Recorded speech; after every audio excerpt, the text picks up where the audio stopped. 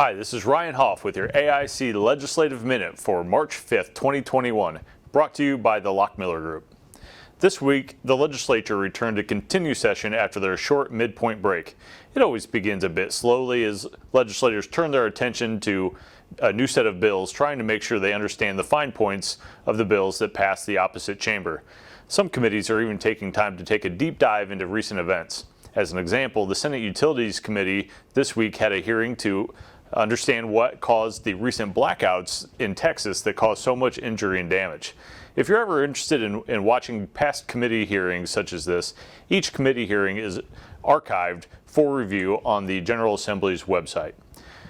There were comparatively few bills of note for counties that were moving this week, but there are still some bills to report on. Specifically, House Bill 1030 deals with mechanisms by which a local elected official can be removed from office.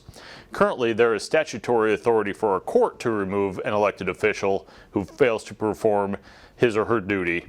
However, this legislation sets a minimum requirement that county auditors, assessors, recorders, surveyors, and treasurers be physically present in the office for at least 1 day per month, and would allow joint action of the county executive and county fiscal body to remove one of those elected officials for failure to be physically in the office for 1 full day per month. This bill has generated discussion in the AIC Legislative Committee, and the position of our membership is that only a court should be in a position to remove an elected official from office. This bill was heard in Senate Local Government Committee, where AIC testified in opposition. In addition to basic separation of authority issues within a county, there are other problems with this bill, such as who provides oversight. What if the official does not have an office at the courthouse like some surveyors? Overall, the bill does not recognize that elected officials hold elected office and instead treats each as an employee of the county. AIC will continue to work with the author of this legislation to see that only a court of law is in position to remove a county official from their elected office. Looking forward to next week, several committees are scheduled to hear legislation of note for counties. Senate Bill 260 and Senate Bill 398 will be heard in House Elections Committee, both including several changes to election laws.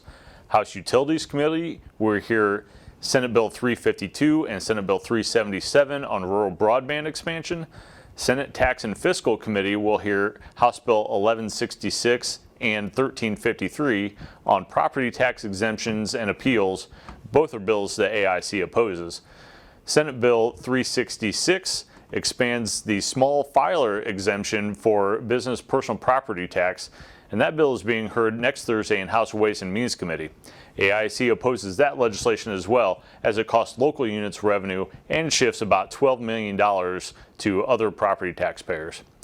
Be on the lookout for these bills next week. Keep AIC in the loop as you talk to your legislators, and have a great weekend.